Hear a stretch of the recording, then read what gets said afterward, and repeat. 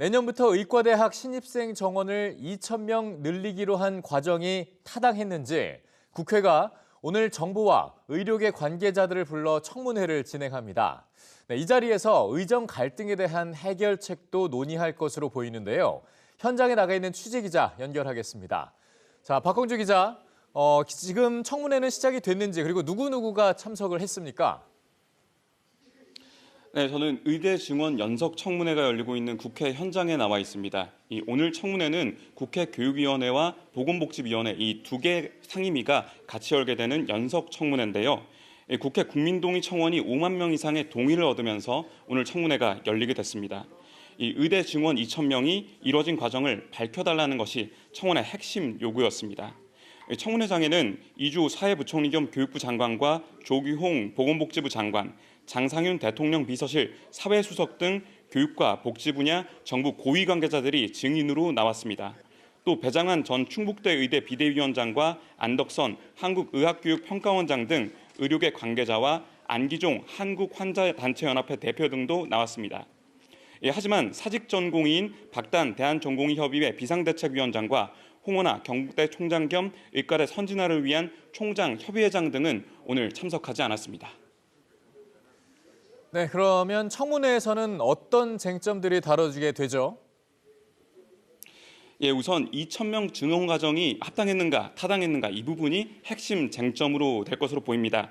특히 교육부 주도로 꾸려졌었던 의대 학생 정원 배정위원회가 어떤 회의를 통해 배정 결과를 만들어냈는지 이 부분이 핵심입니다. 야당은 성명불상의 배정위원장을 증인으로 부르려고 했지만 정부가 관련 자료를 제출한다는 조건 하에 여야 합의를 통해 증인으로 부르지 않기로 했습니다. 한편 오전에 이뤄진 청문회에선 회의록 등 관련 자료가 충분히 제공되고 있지 않다 이 부분을 지적받기도 했습니다. 회의록을 작성하지 않는 것이 관례였습니다. 자세한 내용보다는 저희가 이제 그 결과를 요약한 부분을 제출한 것으로. 원본 자료가 있다면 그 자료를 제출했으면 이런 논란이 없잖아요.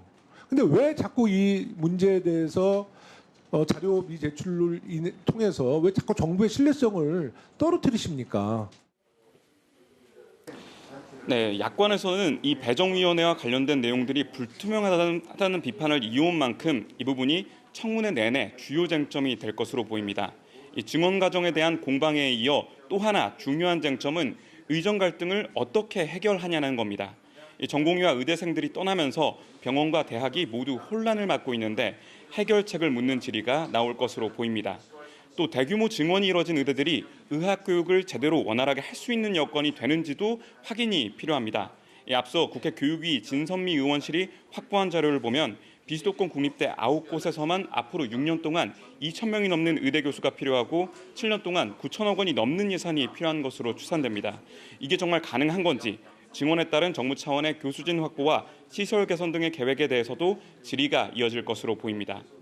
한편 의대 교육을 평가하는 한국의학교육평가원이 증원대학에 대해서 변화를 평가하겠다고도 밝힌 바 있는데요. 교육부는 의평원의 재인증 평가 기준을 사전 심사하겠다는 입장이라서 이 부분에 대해서도 의원들의 질의가 계속 이어질 전망입니다. 지금까지 국회에서 EBS 뉴스 박광주입니다.